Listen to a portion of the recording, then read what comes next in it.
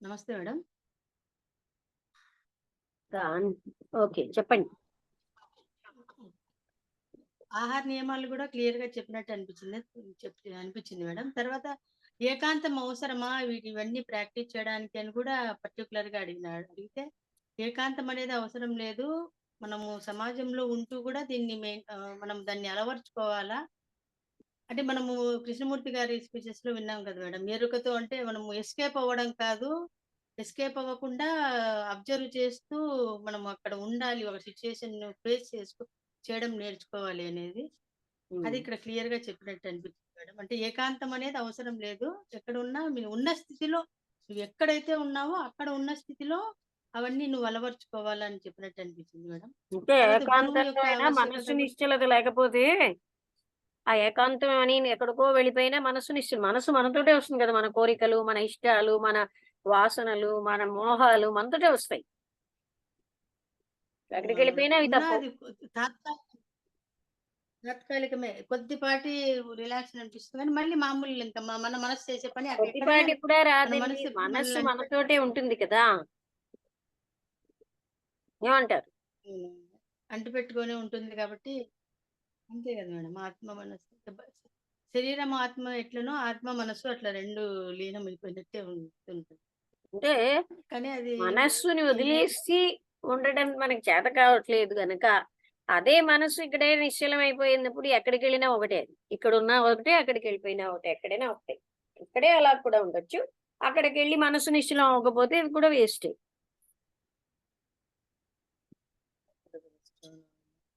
తర్వాత ఒక స్టేజ్ వచ్చిన తర్వాత మామూలుగా ఇది పర్టికులర్ గా మనము సమాజంలో అయితే గురువు కంపల్సరీ అవసరము. కానీ గురువు ఆవశ్యకత ఇక్కడ కొంతవరకే. మనం ఒక స్థితి చేరుకున్న తర్వాత గురువు ఆవశ్యకత కాదు కాదండి, అనేది కూడా మహర్షి అలా అవసరం లేదు చెప్పలేదు. అని. మహర్షి మీది ఇది సొంత కవిత్వం. మహర్షి అలా చెప్పలే. ఏమంటారు? అంటే ఇక్కడ అంతవరకు ఇంకంటే గురువు ఆవశ్యకత కూడా అది లేదు కాదు, అన్నట్టే ఇక్కడ మహర్షి ఏం చెప్పారు? ఆత్మ గురువై ఉంది అని చెప్పారు కదా. గురువు కూడా ఆత్మస్వరూపమై ఉన్నాడు. మనకి దేహభావం ఉండబట్టి గురువుని దేహం అనుకుంటున్నాం. నేను ఇదే ఆన్సర్ ఇచ్చాను రామస్వామి స్వామీజీ. గురువు రక్తమాంసాలతో ఉన్న వ్యక్తి గురువు అంటే అని.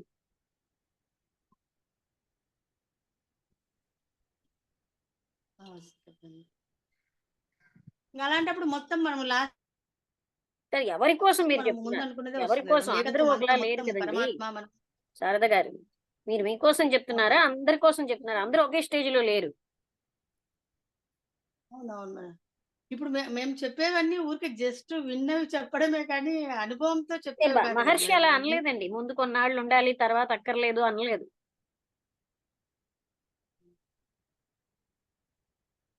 ఇప్పుడున్న సమాధానంలో ఆయన అన్నది ఏంటంటే ఆత్మే గురువై ఉన్నాడని. మీరు శరీరం అనుకుంటున్నారు కనుక గురువును కూడా శరీరంగా చూస్తున్నారు అన్నారు.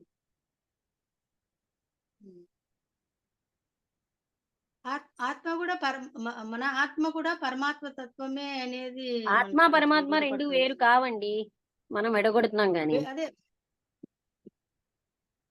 అది అంటే అంతర్గతంగా పూర్తిగా అంతర్ముఖమైనప్పుడే అది వ్యక్తమవుతుంది. అంటే మనకి ఇలాంటి అజ్ఞానపు మైండ్లు ఉండిపోయి జీవాత్మ పరమాత్మ అది ఏవేవో ఇవన్నీ వేరు వేరని. మూలం అంతా ఒక్కటే కానీ అది డిఫరెన్స్ ఇప్పుడు మనకు కానీ లేదు అంటే ఎట్లయితే ఒకటే ఉంది. ఇంకా త్రిపుర రహస్యంలో స్పష్టంగా చెప్పారు ఉన్నది ఒక్కటే. మన ఉపనిషత్తుల్లో అవునవును. స్పష్టంగా చెప్పారు. ఇంకా కానీ ఏముంది లేదు, అక్కడ ఉన్నది ఒక్కటే. డిఫరెంట్ గా చూడడం మన అజ్ఞానం. అవును. ఆ అజ్ఞానం మనకు ఉండడం ఒక అలవాటు అయిపోయింది. అజ్ఞానంతో ఉండడం అని అలా వాళ్ళు ఇలాగే ఉన్నా నేను ఇలాగే ఉన్నా అలా ఆలోచిస్తున్నాం.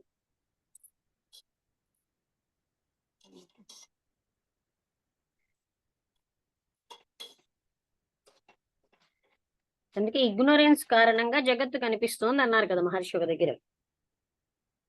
అవును.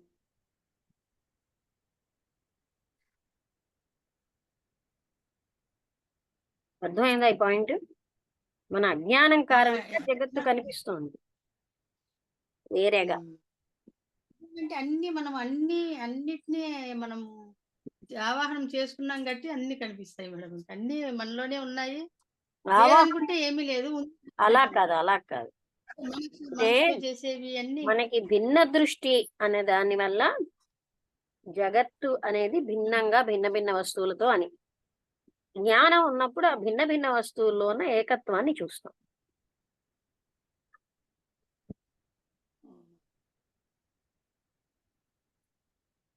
అర్థమైందా? అర్థమైంది మేడం. మనము అంటే మొదటి లోయర్ లెవెల్లో వీళ్ళది వాళ్ళది చదివి కొన్ని తప్పుడు అభిప్రాయాలు బుర్రలో పెట్టుకుంటాం. తర్వాత మనకి అవునవును. జీవాత్మ పరమాత్మ వేరే అని ఎన్నో పుస్తకాలు ఉన్నాయి. కానీ అది రెండు వేరు కాదు. శంకరాచార్యులు కూడా అదే భాష్యం ఇచ్చారు. అసలు ఈ భిన్నంగా విడదగొట్టడం అన్నది మనసు చేసే పని.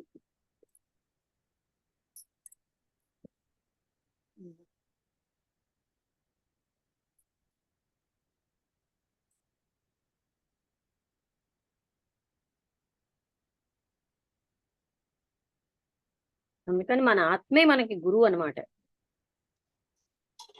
అవును. అంటే అది మామూలుగా అందరూ ఆ స్టేజ్‌కి వెళ్ళలేరు కదా మేడం. అందుకు మీరు అందరి స్టేజ్‌కి సంగతి వెళ్ళడానికి మీకు ఇవన్నీ ఎందుకండి? మీ సంగతి చెప్పండి. అందరూ మీ చుట్టుపక్కల అందరూ మీ స్థితిలో ఉన్నారని మీరు ఎందుకు భావిస్తారు? అంటే మనం ఎలా ఉంటే ప్రపంచం అలా ఉందని మనకు అనిపిస్తుంది కదా. ఎవరి ఆధ్యాత్మిక అవునవును. స్థితిని మనం చెప్పలేం కదా. అవునవును. ఆధ్యాత్మికత నా అన్న దాంతో మొదలవుతుంది. పాలిటిక్స్ అందరితో మొదలవుతుంది.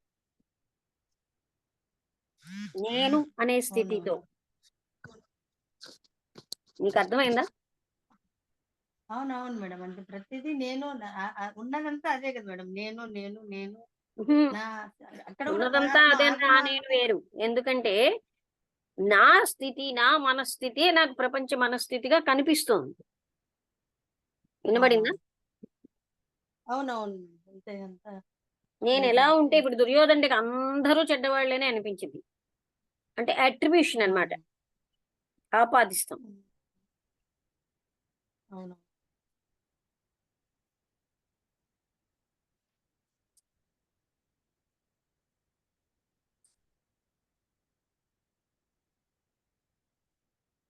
ఇంకేమైనా?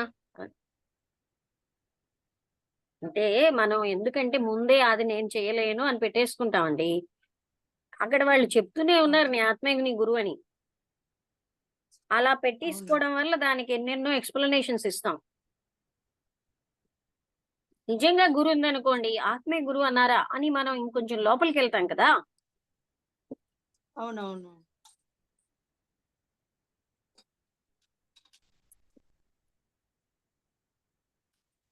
అంటే అది అంతర్ముఖంగా ఉన్నప్పుడు బాహ్యంగా ఉన్నప్పుడు బాహ్య గురువు, బాహ్యము, అంతర్ముఖమైనాక ఆత్మ అంతర్ముఖము గురువు అనేది. కాదండి. ఇవన్నీ మాటలు. మీకొకసారి ఇక్కడ అవును. ఈ గదిలో పాము ఉందన్నారనుకోండి. బాహ్యము, అంతర్ముఖము అంటారా? ఆ గదికే వెళ్లి వెతుకుతారు. నీ లోపలే ఉందని గురువు చెప్పినప్పుడు, గురువు మీద గురువుంటే లోపలే చూసుకుంటాం గదా. నీ ఆత్మే నీ గురువని. అంటే నీలోనే గురువున్నాడు. నీకు చెప్పిన బోధలన్నీ ఆ గురువు చెప్పినవే అని మనకు అర్థమవుతుంది కదా. గైడెన్స్ అంతా నీకు అవునవును. లోపల నుంచే దొరుకుతుంది. నువ్వు బయటెక్కడా వెతకక్కర్లేదు. మనకి గురి ఉండదు. అవును. మధ్యలో మనం అడ్జస్ట్‌మెంట్స్ ఆన్సర్‌లు పెడతాం. బాహ్యంగా ఉన్నప్పుడు బాహ్య గురువు ఉండాలి. ఎవరు ఇవన్నీ? ఆ బాహ్య గురువుని నమ్ముతామా ఏంటి మనకు అనుకూలంగా లేకపోతే?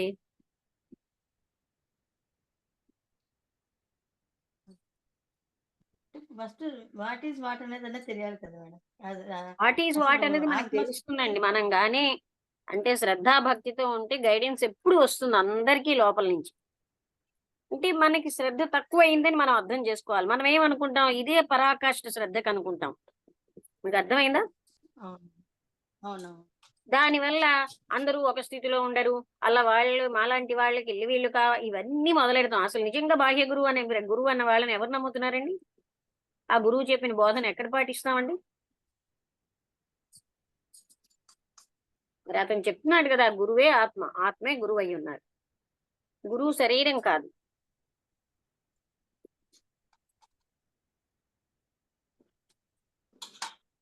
ఆ ఒక్క వాక్యమే మనకు చాలు, మన గైడెన్స్ మన లోపల నుంచే దొరుకుతుంది కదా. ఒకవేళ మనకు గైడెన్స్ బాహ్యంగా ఇచ్చారనుకోండి, ఆ గురువుకి సరిగ్గా రాదంటాం. మనం ఏం తక్కువ వాళ్ళం కాదు.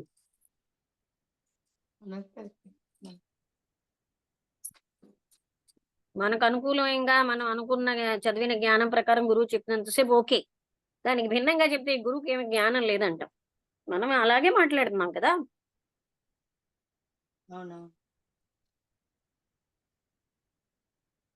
అందుకని ఆ నమ్మకంతో మనం వెళ్ళామనుకోండి, ఆత్మ గురువు అయ్యి ఉంది అన్న ఒక్క వాక్యమే చాలు. నువ్వు అది అయ్యి ఉన్నావు అని చెప్పాడు గురువు, అంతే. ఆ వాక్యంతో శిష్యుడు ముందుకు వెళ్ళిపోతున్నాడు.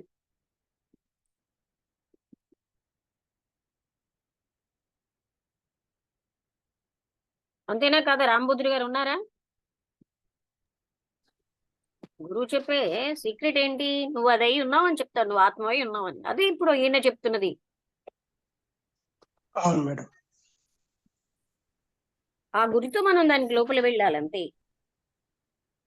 గురువు ఏం ఎక్స్ప్లెనేషన్స్ పెద్ద పెద్ద పుస్తకాలు ఇవ్వడు మనకి.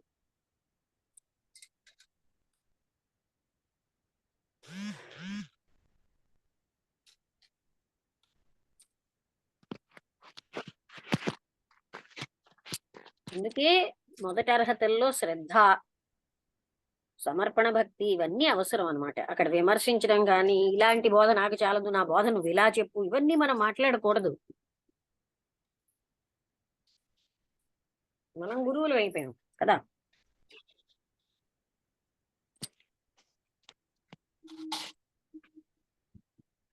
ఆయన ఎక్కడో వాక్యం తెచ్చి రమణ మహర్షిని అడుగుతున్నాడు. ప్రతికూలంగా ఉంటే కొంతకాలం ప్రతికూలంగా ఉండాలిట, అప్పుడు ఆత్మ సిద్ధిస్తుందిట. ఏం సిద్ధించిన ఎప్పుడు సిద్ధించే ఉంది అన్నారు ఆయన.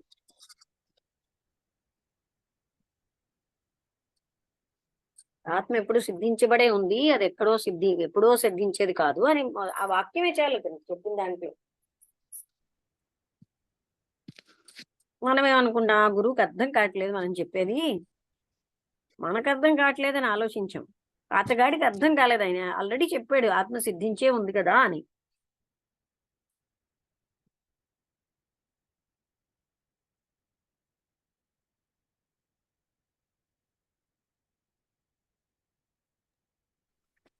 అంటే మనకి ఏంటంటేనండి, మనలో శ్రద్ధాలోపం.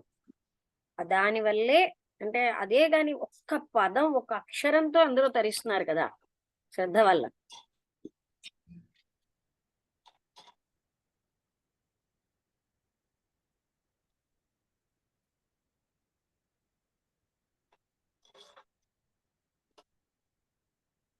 అంటే మనకు ఒక ఇమేజ్ ఉంటుంది మన కోసం, మనకి చాలా శ్రద్ధ ఉంది, చాలా తపన ఉంది, ఇలాగా మనం అందుకని మనం దానికి ఫుల్ స్టాప్ పెట్టేస్తున్నాం.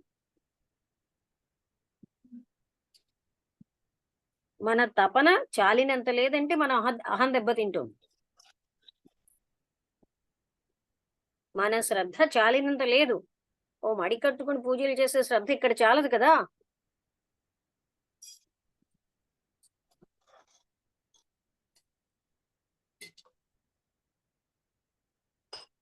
అర్థమైందా నేను అన్నది? అవును మేడం, ఇది ఈజీ ప్రాసెస్. ఇది అది అది ఇంతకన్నా ఈజీ, కానీ మనం తెలుసుకోలేకున్నాం. ఇంత ఈజీ అని పూజ మీరు చేయడమే ఎందుకంటారు? ఇంకా నేను అనేది శారద గారు, మీకు అనుభవం అయ్యే వరకు ఈజీ అనకండి. అలా ఎక్కడో చదివిన అంటే మాట అనకూడదు. మనకి అనుభవం అయ్యే వరకు అంటే ఆ మాటే మాట్లాడాలి. ఎప్పుడు ఈజీ అవుతుంది చెప్పండి? మనస్సును జయించినప్పుడు. అంతవరకు ఇది అసలే కష్టం అక్కడే ఉంది. ఎవరు ఈజీ అని చెప్పారు? మనస్సు నిశ్చలమైన వాళ్ళకి. వదిలేస్తే ఈజీ, పట్టుకుంటే కష్టం. మరి అప్పుడు మీరు ఈజీ ఈజీ అని అస్తమానం అంటూ ఉంటే ఎక్కడో చదివారనమాట. చదివి కాదు మేడం, ఎక్స్పీరియన్స్ అయినప్పుడు తెలిసింది మేడం. చదివినప్పుడు కాదు, ఎక్స్పీరియన్స్ అది చదివినప్పుడు రైటో కాదో తెలుస్తుంది. మీకు ఎలా తెలుసు? దాన్ని అది భావిస్తున్నారు కదా. ఈజీ ఏమిటి చెప్పండి? అంటే మనం మనస్సు ఎప్పుడూ నిశ్చలంగా లేదు, మనస్సుకున్న అవగుణాలు పోలేదు, అది ఎలా నిశ్చలం అవుతుంది? దానికి అసూయ ద్వేషాలు పోలేని మనసు అంత ఫాస్ట్ గా నిశ్చలం అయిపోయి మీకు ఆత్మసిద్ధి అంటే మీరంటే మీరు కాదు, ఏ వ్యక్తికైనా మనసు అలా ఉన్న వాళ్ళకి ఆత్మసిద్ధి కష్టం. అది భావన, మిథ్యా భావన. ఇలా అంటున్నానని ఇంకోలా అనుకోకండి. మనస్సుకి అటువంటి అంటే ఈ రఫ్ వైబ్రేషన్లన్నీ పోవాలి. అవునవును. అంటే ఈజీ మనకు అని అంటే ఇప్పుడు ఎక్కడ కష్టం అంటే అలాంటి మనసు నిశ్చలం చేయడం, ఆ మనస్సుకి అహం చంపుకోవడం. ఇవే అహం అహం అతను అందుకే అహమిక అన్నది పోతేనే ఉంటుంది అన్నారు. అహం అన్నది అంత పవర్ఫుల్ గా ఉన్నప్పుడు మనస్సు నిశ్చలం ఎలా అవుతుందండి?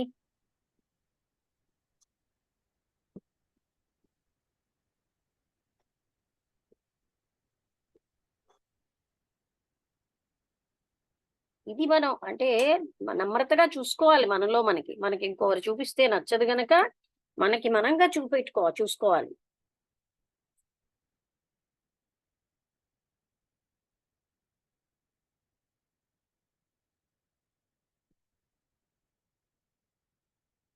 ఈజీ ఎప్పుడవుతుంది? మీ మనస్సు నిశ్చలమైనప్పుడు, మీ అహం నాశనం అయినప్పుడు. అవన్నీ లేకుండా ఈజీ ఎక్కడ? అవే కష్టం కదా!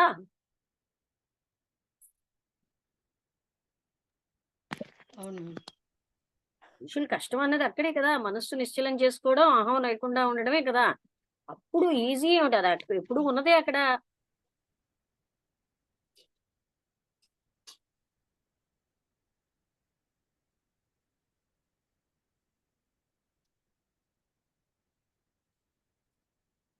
ఆత్మతత్వం అన్నది నిరంతరాయంగా ఉంటుంది. ఇవాళ వచ్చి రేపు వెళ్ళేది కాదు. కానీ మనం గ్రహించాం. గ్రహించాలంటే అడ్డుగా ఉన్నది మనస్సు. మనస్సు లక్షణాల్లో అహం ఒకటి, ఆలోచనలు, వివేకం ఇవన్నీ మనస్సువే. జ్ఞాపకాలు ఇవన్నీ మనస్సు యొక్క లక్షణాలు.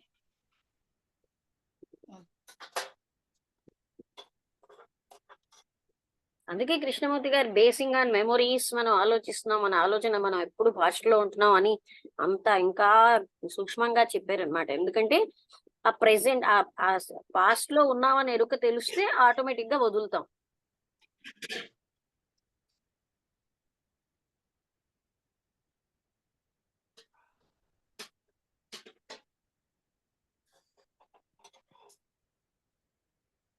అర్థమైందా?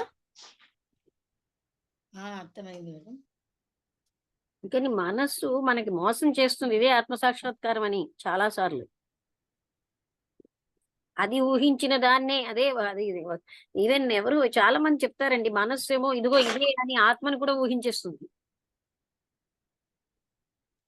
ఎందుకంటే మనస్సు అన్ని చేయగలదు కదా! కానీ మనస్సు ఊహించింది అది రైట్ కాదు. ఆ ప్రమాదంలోంచి మనం బయటపడాలి. ఇంకే కాదు, అందరికీ అలా అవుతూ ఉంటుంది.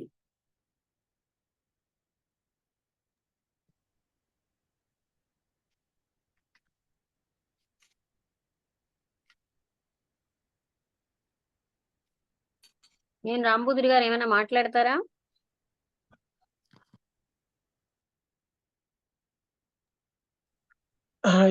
ఏం లేదు మేడం. అదే అంటే మనస్సు నిశ్చలం కానంత వరకు ఏం చేయలేం మేడం. అదే క్రిటికల్ కదా అన్నిటికంటే. మనస్సేమో మనసు ఆత్మతత్వాన్ని, మనస్సు మృత్యువుని అన్నిటినీ ఊహించేస్తుంది. అదే మేడం, అన్ని ఊహించేస్తుంది, అన్ని వచ్చినాయి అనుకుంటుంది, అన్ని ఇది అంటే అన్ని భ్రమలలో నిలబెట్టేదే మనసు కదా మేడం. మనసు మనసు పని ఏంది అంటే ఇంకోటి చెప్పనా, లేనిది మనస్సేమో ఉన్నట్టు. దేవతని ఊహించేసి దేవత ఇదిగో నీకు సాక్షాత్కరించిందని చూపిస్తారు. అది కూడా మనస్సు పని. మనస్సు దేవతని ఏంటంటే నిరంతరం లేనిది గ్రహిస్తున్నాము. అదే మేడం, లేనిది ఉన్నట్టు చూపించడము, కానిది అయినట్టు చూపించడం అంతా ఇంకా అంతా అది అది ఒక మోసకారి. అది ఇంకోటి ఏంటంటే అది భ్రమ, అదే నిజం అనే ఇది చేస్తుంటారు. అందుకే కదా మేడం, మనసు ఉన్నంత వరకు మనం ఏమి చేయలేం. అది దాన్ని అంగీకరించాల్సిందే ఇంకా ఖచ్చితంగా. అందుకే మన వాళ్ళు అంతే. ఏంటంటే ఇది యమ నియమాలు ఇవన్నీ చెప్పడానికి అవన్నీ మనస్సు నిశ్చలానికి దోహదం చేస్తాయని. ఉమ్.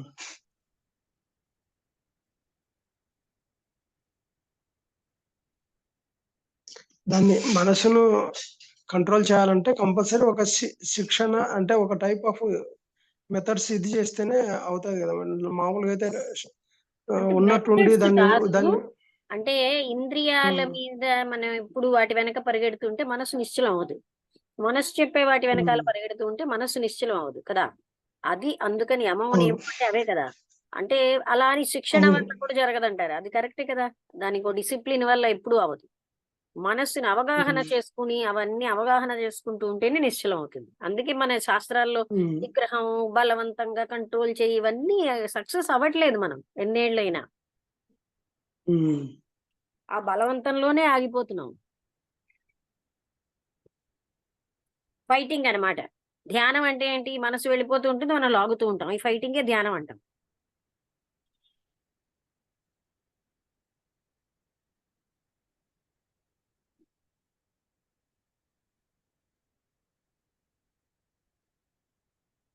అది కాదు కదా. ధ్యానం అసలు అవి జరగదు అలాంటి సంఘర్షణలు.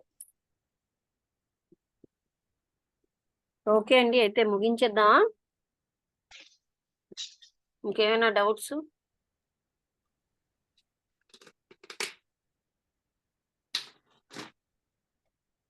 మనస్సు ఎన్నో మోసాలు చేస్తుందండి. అంటే దాన్ని సెల్ఫ్ డిసెప్షన్ అంటారు కృష్ణమూర్తి గారు.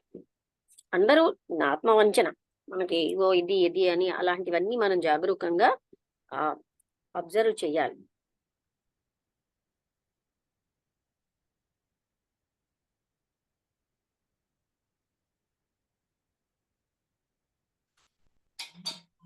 ఇప్పుడు మనస్సు ఏం చేస్తుందో తెలుసా? మనం ఏ దేవతను ఎక్కువగా అనుకుంటున్నామో ఆ దేవత సబ్ కాన్షియస్ లో ఊహించేసి ఇదిగో ఈ దేవత నీకు ప్రత్యక్షం అయిందని చూపెడుతుంది.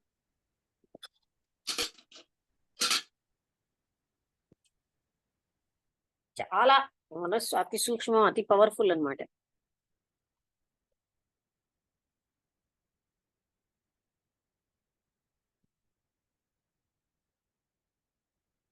ఇంకేమైనా ప్రశ్నలు ఉన్నాయా లేదా ముగించిద్దామా? అందుకే దాన్ని అన్కాన్షియస్ మైండ్ అని వ్యవహరిస్తున్నారు. అన్కాన్షియస్ మైండ్ అది మనం అవేర్నెస్ తో ఉండటలే. అన్కాన్షియస్ మైండ్ లో ఉన్నవన్నీ మనకు పిక్చరైజ్ అయిపోతూ ఉంటాయి.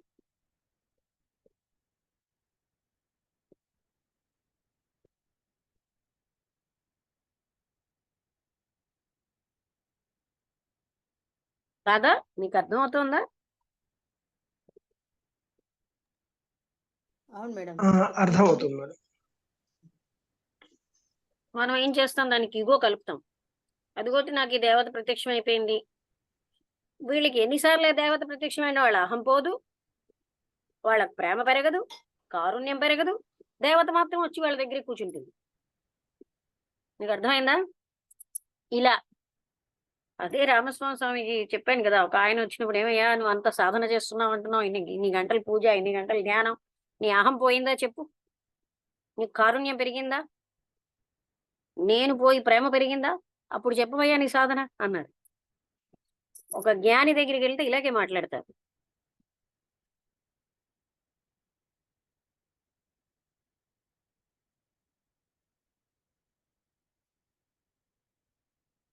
ఓకే అండి. అయితే ముగించేద్దాం. ఇంకేమైనా మాట్లాడతారు ఎవరైనా?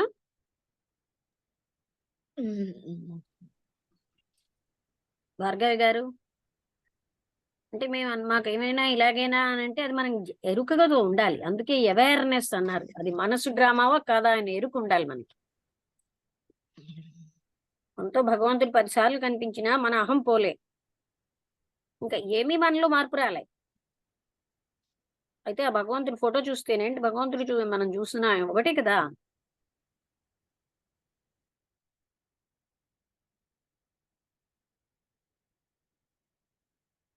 రమణి మహర్షి అంతటి వాడు అహము నిర్మూలించు అరుణాచల అని అడిగాడు.